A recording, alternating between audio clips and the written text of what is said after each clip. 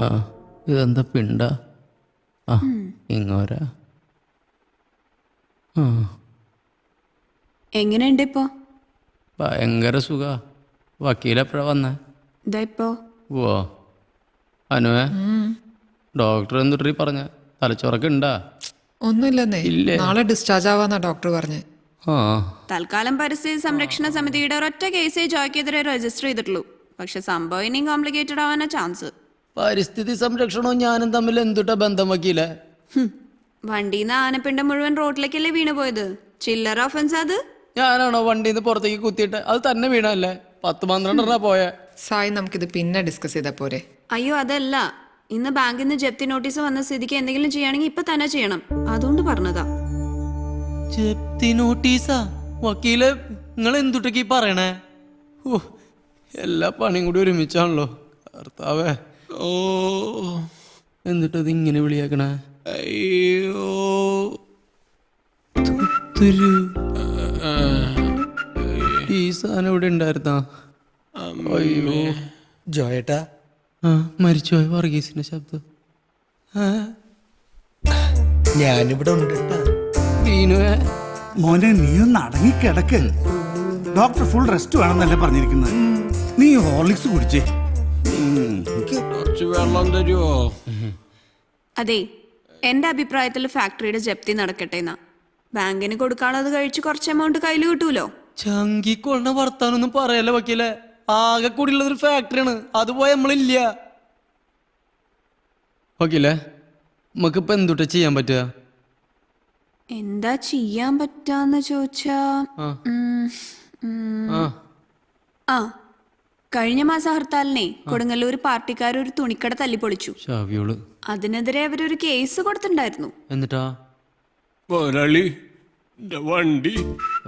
അപ്പയാ ഞാനിപ്പ അങ്ങോട്ട് വരാട്ടാ. ഒരു കാര്യം സംസാരിക്കണ കണ്ടില്ലേ നീ?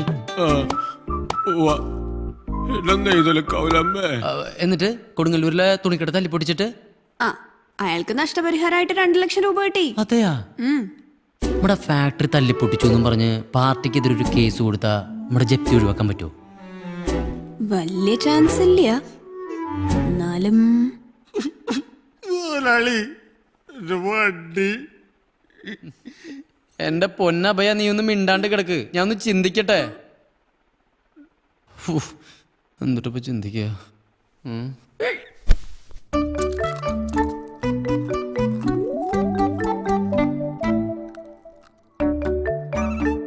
നല്ല അച്ചപ്പം.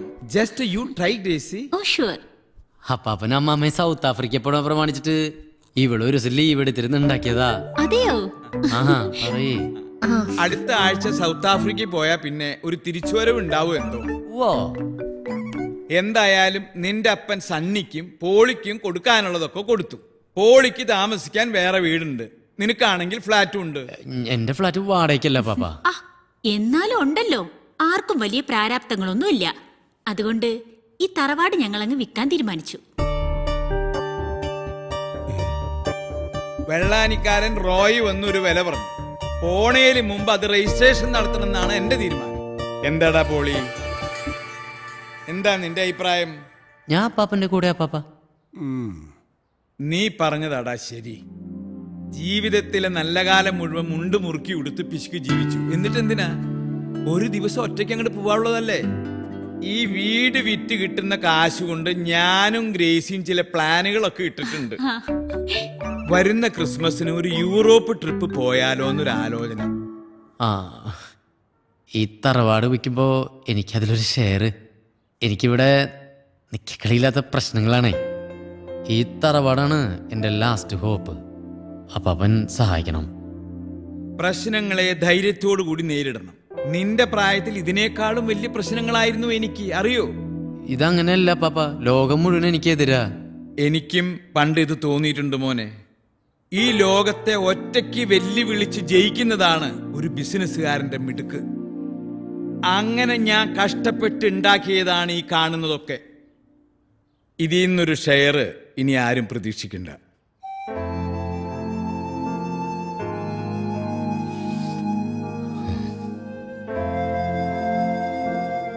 ഇത് നമുക്ക് അങ്ങനെ വെറുതെ വിടാൻ പറ്റുമോ എളപ്പാ? ഈ തറവാടിന് ഇപ്പൊ എന്താണ് വാല്യൂ? ക്രോസ് ആണ്, ക്രോസ്. ഇവക്കൊരു തേങ്ങ ഉണ്ടാക്കാറിയില്ലേട്ടാ, മറ്റേത് ബേക്കറിന്ന് മേടിച്ചതാ. ഇനി എന്തൊക്കെ വന്നാലും ഞാൻ ഇളപ്പന്റെ കൂടെ ഏട്ടാ. ഇനിയിപ്പോ എന്തുണ്ടാവാൻ്റെ? അപ്പന്റെ പേരിലെ തറവാട് അപ്പന് ഇഷ്ടമുള്ളത് ചെയ്യാം. വയസ്സാങ്കാലത്ത് അപ്പനെ കൊണ്ട് പെണ്ണ് കെട്ടിച്ച് നിലക്കാക്കിയപ്പോ നിനക്ക് സമാധാനമായല്ലോ ജോയെ? അതിന് ഇങ്ങനെ ഒരു തിരിച്ചടി പ്രതീക്ഷിച്ചില്ലല്ലോ ഇളപ്പാ. മോനെ ജോയെ, എനിക്കിട്ട് പണിയാൻ നോക്കിയല്ലേ നീയെ? എന്നിട്ടിപ്പോ എന്തായി? രണ്ടാൾക്ക് ഇല്ലാണ്ടായില്ലേ? മിണ്ടാണ്ട് വണ്ടി വിട്ടോ, അതാ നല്ലത്. ആ താക്കല് കിടന്ന് ആ പിന്നെ മോനെ ജോയെ, ഒരു 8 ലക്ഷം രൂപ എന്റെ കയ്യിൽ നിന്ന് കടം വാങ്ങിയത് ഓർമ്മയുണ്ടാവില്ല അല്ലേ? ആ അതൊന്നും മുദ്രപത്രത്തിൽ എഴുത്തന്നില്ലോ. എന്നാ ഇനി നീ കടം കയറി മുടിയുന്നതിന് മുമ്പ് ആ മുദ്രപത്രം ഞാൻ അങ്ങ് പ്രയോഗിക്കാൻ പോവാ. ഈ തറവാട്ടിൽ നിനക്കുള്ള ഷെയറിന്റെ കാര്യം ഓർത്താ ഇത്രയും നാളെ അനങ്ങാണ്ടിരുന്നത്. ഇപ്പൊ ആ പ്രതീക്ഷയും കൂടി പോയി കിട്ടിയില്ലേ? ബാക്കി നമുക്ക് കോടതി ഇളപ്പാ കാശിന് ആവശ്യമുണ്ട് ജോയ് മോനെ. ബൈ ഇലക്ഷൻ വരാൻ പോവാ. കോർപ്പറേഷന്റെ ഭരണം മാറിയ നമ്മുടെ കടയിരിക്കുന്ന സ്ഥലം വരെ പോവും. അതുകൊണ്ടാ മോനെ. പോട്ടെ മോളെ.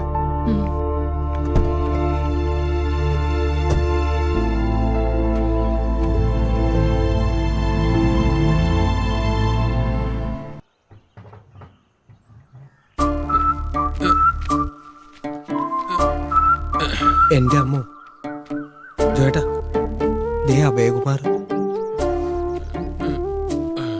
ഭർത്താവേ, 2 ദിവസം കഴിഞ്ഞിട്ട് എന്റെ ശവടക്കിലുണ്ടാവുള്ളൂ പറയ ഗ്രീനുവേ. വാബയാ ഇരിക്കേ. വേണ്ട മുതലാളി, ഞാൻ ഇവിടെ ഒന്നുണ്ട്. ആ നടക്കിറങ്ങിയതാവൂല്ലേ? ഇത് നമ്മുടെ ഗിരീഷ് തന്നതാ വർക്ക്ഷോപ്പിൽ നിന്ന്. വണ്ടിയുടെ പണിയുടെ എസ്റ്റിമേറ്റാ.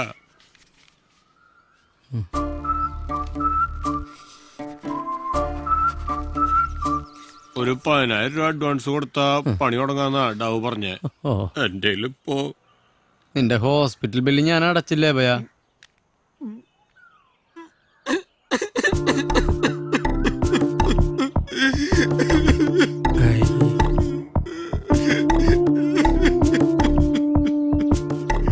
അതുകൊണ്ട് എന്തുട്ട കാര്യം മുതലാളി?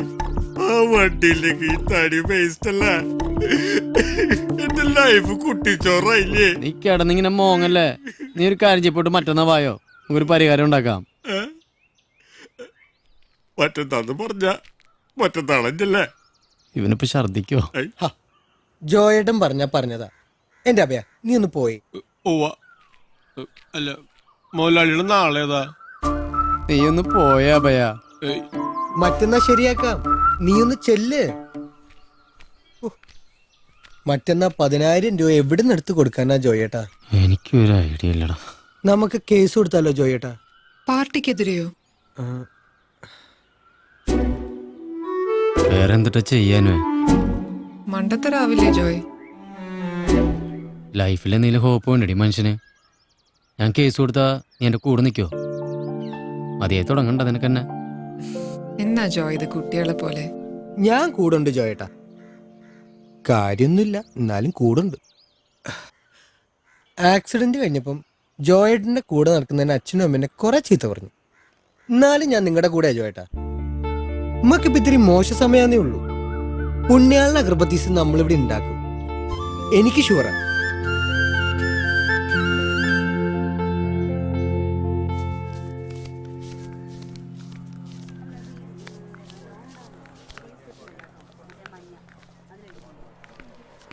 പാർട്ടിക്കാരായിട്ട് ഒരു പ്രശ്നം ഉണ്ടായിരുന്നു, അതിപ്പോ കേസായി. ഈ കമ്മിങ് 20-ാം തീയതി അതിന്റെ ഫസ്റ്റ് ഹിയറിങ്ങിന് കോടതി വിളിച്ചിരിക്കുകയാണ്. അത് കഴിയുമ്പോൾ ലോക്കയാവും. അതുവരെ സാറൊന്ന് ക്ഷമിക്കണട്ടാ. ഇതൊക്കെ വല്ലതും നടക്കൂ ജോയെ? ഈ പാർട്ടിക്കാരുടെ നിന്ന് കോമ്പൻസേഷൻ കിട്ടിയിട്ടാ താൻ ഈ ലോൺ ക്ലോസ് ചെയ്യാൻ പോണേ? അധികമൊന്നും വേണ്ട, ഒരു 3 മാസത്തെ എക്സ്റ്റൻഷൻ സാറ് എങ്ങനെയെങ്കിലും ഒപ്പിച്ചേരണം. അതിനുള്ളിലൊരു തീരുമാനം ഉണ്ടായില്ല വെച്ചാ സാർ പിന്നെ എന്തുട്ടാന്ന് വെച്ചാൽ ജപ്തി ചെയ്തോളാം. നീ എന്റെ പൊസിഷൻ ഒന്ന് മനസ്സിലാക്കിയ ജോയെ? എനിക്കത് മനസ്സിലാവും, തിരിച്ചടയ്ക്കാൻ പറ്റുമെന്നുള്ള കോൺഫിഡൻസ് ഉണ്ടേ സാറേ. നമ്മുടെ തൃശ്ശൂരുള്ളൊരു ഗടി കുറെ കാലം മുമ്പ് നമുക്കൊക്കെ സുഖമായിട്ട് കിടന്നുറങ്ങാൻ വേണ്ടിയിട്ട് ഒരു ഗുഡ് നൈറ്റ് കണ്ടുപിടിച്ചു. ഇപ്പൊ കോടിക്കണക്കിന് റുപ്യാണ് എൻ്റെ ആസ്തി. എൻ്റെ പുണ്യാളന കൃപത്തേസിനും അതുപോലത്തെ ഒരു ഫ്യൂച്ചർ ഉണ്ട്. നമ്മള് കുറെ സ്വപ്നം കണ്ടതാ. സാറ് വിചാരിച്ചാൽ നടക്കും. സാറിന് വിചാരിക്കേ.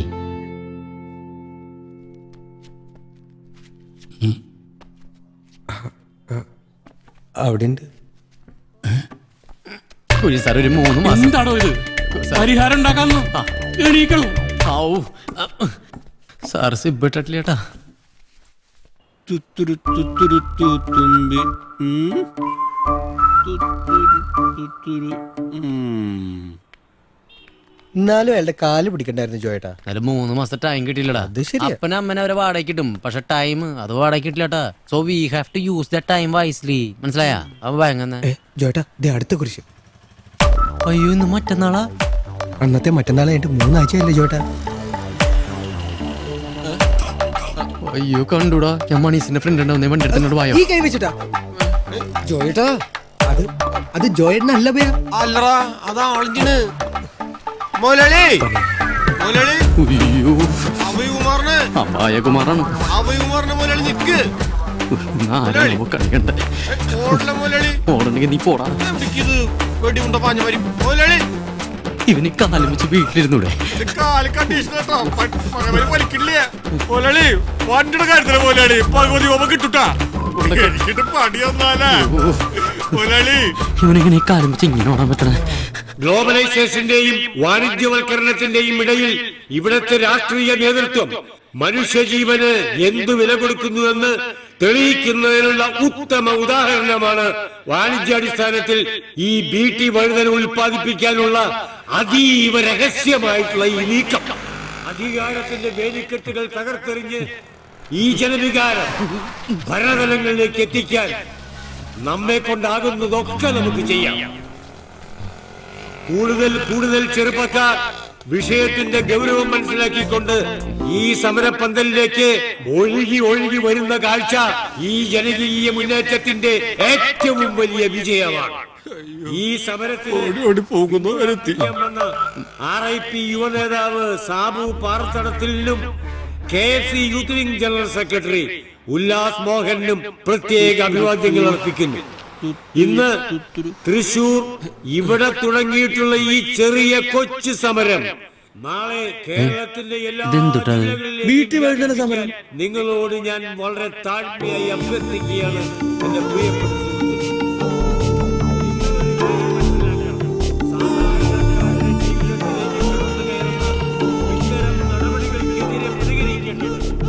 ജോയി താക്കോൽക്കാരനല്ലേ? അതല്ലോ. ഞാൻ KFC youth wing secretary Ullas Mohan.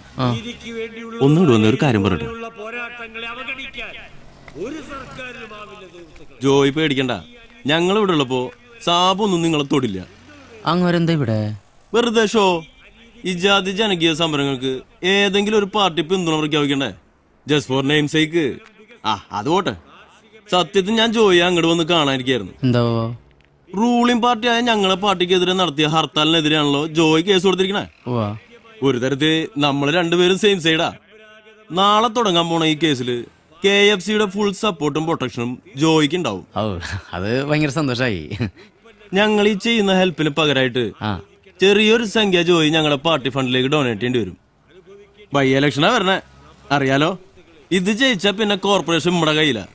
പിന്നെ നമ്മള് പറഞ്ഞത് അവിടുത്തെ റൂൾസ്. എത്ര പ്രതീക്ഷിക്കണേ? ഒരു 2 രൂപ.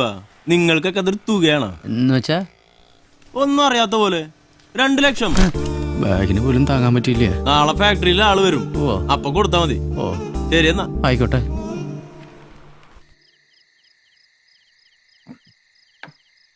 ഇതുപോലെ ഒന്ന് കൂടണമെങ്കിൽ നീ ഇനി സൗത്ത് ആഫ്രിക്കയിലേക്ക് വരേണ്ടി വരും. ഈ പോളി ഇതെവിടെ പോയി കിടക്കുക? നീ നാളെ എയർപോർട്ടിലേക്ക് വരില്ലേടാ? ഇല്ല, നാളെ നമ്മുടെ കോടതിയിലെ കേസൊക്കെ നടക്കും. നീ ഇതങ്ങോട്ട് പിടിപ്പിച്ചേ. നിന്റെ പ്രശ്നം കുറച്ച് ആനപ്പിണ്ടല്ലേ, അത് ഞാൻ സോൾവ് ചെയ്ത് തരാം. എങ്ങനെയാ? എൻ്റെ ഒരു പഴയ ഫ്രണ്ട് ഉണ്ട്, അയ്യപ്പൻ. പഴയ ആനപ്പാപ്പാന. അവൻ വിചാരിച്ചാ കിട്ടാത്ത ആനപ്പിണ്ടൊന്നും തൃശ്ശൂരില്ല മോനെ. നീ അയ്യപ്പനെ ഒന്ന് വിളിക്കേ. ഈ ആനപ്പിണ്ടല്ല അപ്പാപ്പ ഇപ്പോഴത്തെ പ്രശ്നം. പിന്നെ എന്നിട്ടാ ഗ്രേസി, നീ ആ ബോക്സ് എടുത്തേ. ഇപ്പൊ ഒക്കെ ഞാൻ ശരിയാക്കി തരാം. ഇത് തരാൻ കൂടിയാണ് നിന്നോട് ഇന്ന് വരാൻ പറഞ്ഞത്. ഇപ്പൊ നിനക്ക് സമാധാനായില്ലേ? പറയടാ. അതാ ഞാൻ പറഞ്ഞത്. ഇനി ഒരെണ്ണടി.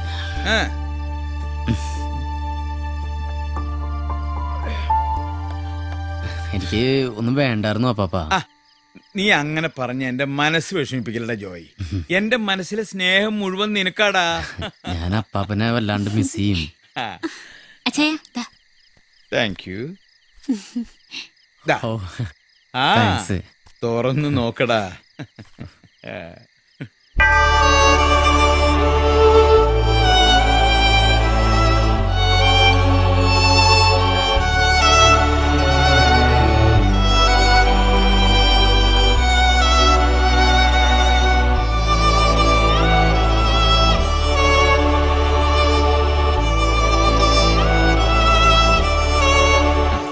നിന്റെ അമ്മാമ്മയുടെ കൊന്തമാല ഇത്. നീയാ ഇനി ഇത് സൂക്ഷിക്കേണ്ടത്. പിന്നെ എന്റെ അന്നാമ്മയുടെ ഓർമ്മ ദിവസം നിങ്ങൾ എല്ലാവരും മറക്കാതെ പള്ളി പോണം. Oh all the very best Joy. Punyalan Agarbattis work out ആവും, എനിക്ക് ഉറപ്പുണ്ട്. ആ മോനെ, നിന്റെ നല്ല മനസ്സുകൊണ്ടാടാ എനിക്ക് ഗ്രേസിയെ പോലൊരു മാലാഖയെ കിട്ടിയത്. ഒന്ന് പോയി ചായ. മാലാഖല്ല പിശാശാണ്. ഞാനൊന്ന് ഇറങ്ങട്ടെ പാപ്പ. ഇതവക്ക് ഭയങ്കര ഇഷ്ടാവും. സർപ്രൈസ് അല്ലേ? ഫ്ലൈറ്റിലൊക്കെ പിടിച്ചിരുന്ന രണ്ടാളും. ആ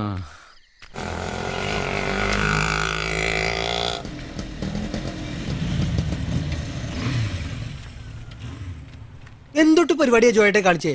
ഇത് എവിടെയായിരുന്നു? കോടതിയിൽ കേസ് ഇപ്പൊ വിളിക്കും. ഒന്നും പറയണ്ടാ. അപ്പാപ്പനെ എയർപോർട്ടിൽ കൊണ്ട് വിടേണ്ട വന്നു. പിന്നെ കൊച്ചിയിലെ കുഴിയിൽ വീണ് ചാകാതിരുന്ന ഭാഗ്യം ഗ്രീനോ. സ്റ്റേറ്റ് കമ്മിറ്റിയിൽ മാറ്റർ വരാതിരുന്നാൽ മതി. ബാക്കിയൊക്കെ നമുക്ക് നോക്കാം.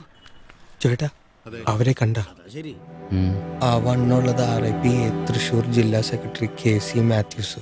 നമ്മുടെ കേസിൽ 1-ാം പ്രതിയാ. ഈ വരുന്ന ബൈ ഇലക്ഷനിൽ RIP കാൻഡിഡേറ്റ് എന്നാ കേക്കണേ. ജയിച്ച തൃശൂർ മേയറാ. ആള് പുലിക്കുട്ടിയാ. ടിവിയിൽ കണ്ടിട്ടുണ്ട്. അതിനടുത്തുള്ളത് 2-ാം പ്രതി RIPB ജില്ലാ പ്രസിഡന്റ് പപ്പൻ കോട്ടപ്പുറം. പുലിയ ഉപ്പുലിയാ കണ്ടില്ല. ആ പൊക്കമുള്ളവൻ ADB ജില്ലാ കൺവീനർ നന്ദൻ കാവിൽക്കോട്ട. സൈസ് കണ്ടൊന്നും പേടിക്കണ്ട, ആള് വാഴ. കൂടിയുള്ളത് അവരുടെ പാർട്ടി വക്കീല് ഹസൻ മരക്കാർ. അതിപ്പോ ഞാൻ നോക്കിക്കോളാം. നിങ്ങൾ അതിന് പിന്നാലെ പുലിയല്ല, സിംഹഗടി. നിനക്കൊരു കാശ് വല്ലതും തന്നാ? ഇല്ല. പിന്നെന്തൊട്ടാ ടെൻഷൻ അടിപ്പിച്ച് കൊല്ലണേ?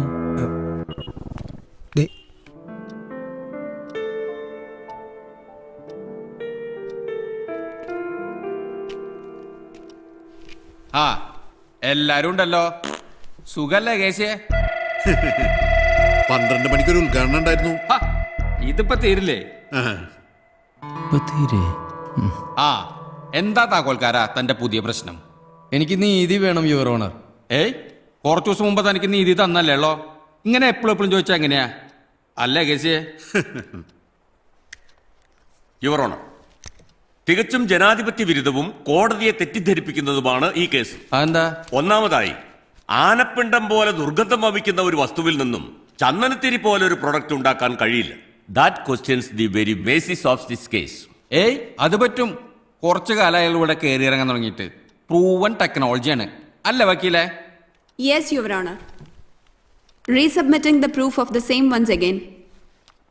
അതോടൊപ്പം RIPAയും RIPBയും ADBയും സംയുക്തമായി നടത്തിയ ഹർത്താലിൽ എന്റെ കക്ഷിക്കുണ്ടായ നാശനഷ്ടങ്ങളുടെ ലിസ്റ്റും ഹിയർബൈ സബ്മിറ്റിംഗ്.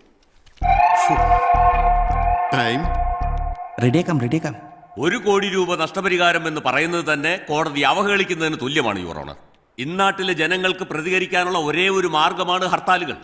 അങ്ങനെയുള്ള ഹർത്താലുകളെയും ഹർത്താൽ നടത്തുന്ന പാർട്ടികൾക്കെതിരെയും കേസ് കൊടുക്കാൻ ഒരു സാമൂഹ്യ ദ്രോഹിക്ക് മാത്രമേ കഴിയൂ. എന്താ താക്കോൽക്കാരൻ, ഹസ്സം പറയണത് കറക്റ്റ് അല്ലേ? അല്ല യുവർ ഓണർ, പേടിച്ചിട്ടാണ് ആളുകൾ ഹർത്താലിന് പുറത്തേക്ക് ഇറങ്ങാത്തത്. എന്തൊട്ട് സോഷ്യൽ കോസ് എന്നാണ് ഇവര് പറയണേ?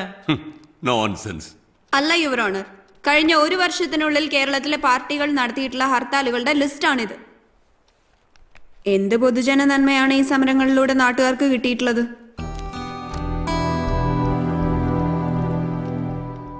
യുവർ ഓണർ, ആ ലിസ്റ്റ് നോക്കിയാ പെട്രോൾ വില കൂട്ടിയതിന് 13 തവണയാണ് ഹർത്താൽ നടത്തിയിട്ടുള്ളത് ഈ പാർട്ടിക്കാര് ഈ കൊല്ലം. എന്നിട്ട് പെട്രോൾ വില കുറഞ്ഞോ? ഇല്ല. എന്തിന്? പനിക്കെതിരെ വരെ ഹർത്താൽ നടത്തിയിട്ടുള്ള ടീംസ് ആണ് ഇവര്. Can you believe it?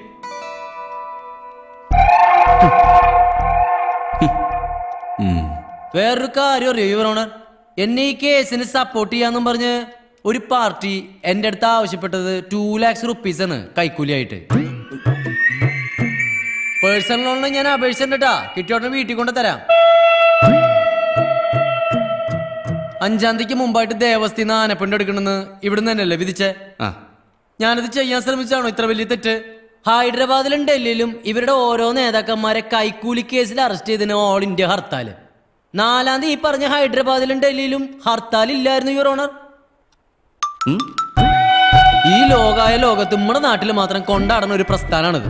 ഇവര് ഹർത്താൽ പ്രഖ്യാപിക്കണു, ഒരു സംസ്ഥാനം മുഴുവനും കുപ്പി മേടിച്ച് വീട്ടിലിരുന്ന് അടിച്ചോണ്ടിരിക്കുന്നു. എന്തുട്ട് തേങ്ങിയത്?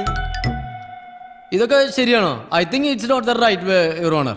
ഞങ്ങളെ അപമാനിക്കാനാണോ ഇവിടെ വിളിച്ചു വരുത്തിയിരിക്കണേ? ചൂടാവല്ല കേസി, അയാൾ പറയണത് പോയിന്റ് അല്ലേ? Evidence to prove the same your honour. RIP പ്രവർത്തകരും ADB പ്രവർത്തകരും ചേർന്നാണ് എന്റെ കക്ഷിയെയും കക്ഷിയുടെ സ്ഥാപനത്തെയും ആക്രമിച്ചത്. ഇതിൽ പറയുന്ന ഇടിവെട്ട് സാബു, പൈലോ പൊറിഞ്ചു, അയ്യന്തോൾ ഷിബു എന്നീ പ്രതികളെ കോടതിയിൽ ഹാജരാക്കി ചോദ്യം ചെയ്യണം യുവർ ഓണർ. അത് അനാവശ്യമാണ് യുവർ ഓണർ. രണ്ടുപേരും ഇങ്ങനെ പറഞ്ഞാൽ എങ്ങനെയാ കാര്യങ്ങൾ മുന്നോട്ട് പോണ്ടേ? കേസ് ഒന്നും കൂടി ഇൻട്രസ്റ്റിംഗ് ആവട്ടെ. സാബും പൊറിഞ്ചൊക്കെ വെറുതെ ഇരിക്കല്ലേ വീട്ടില്, കോടതിയിലൊന്ന് വന്നു പോട്ടെന്നേ. Next hearing on 25th.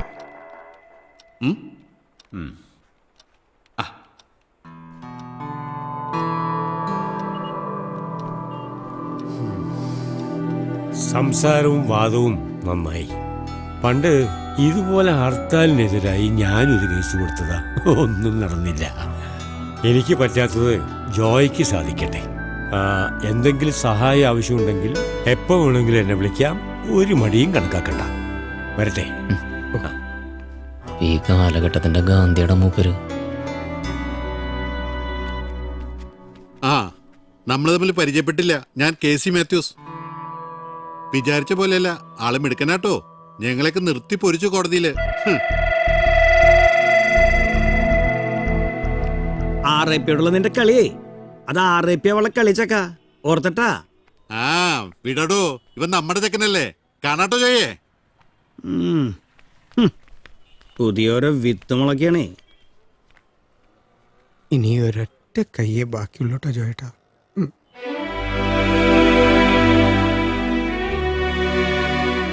ഗ്രീനുവേ, എന്താ ജോയേട്ടാ? നീ നമ്മുടെ ആമയുടെ മുയലിനെ കഥ കേട്ടില്ല? പിന്നെ മുയല് ശക്തനാന്ന് അറിഞ്ഞിട്ട് തന്നെയല്ലടാ ആമ പന്തയത്തിനിറങ്ങിയ.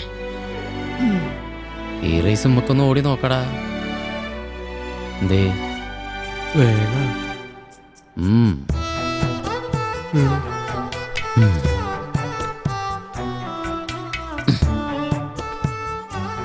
എന്തുട്ടാ പേടിയുണ്ടാ? ഒരു മരവിപ്പ്.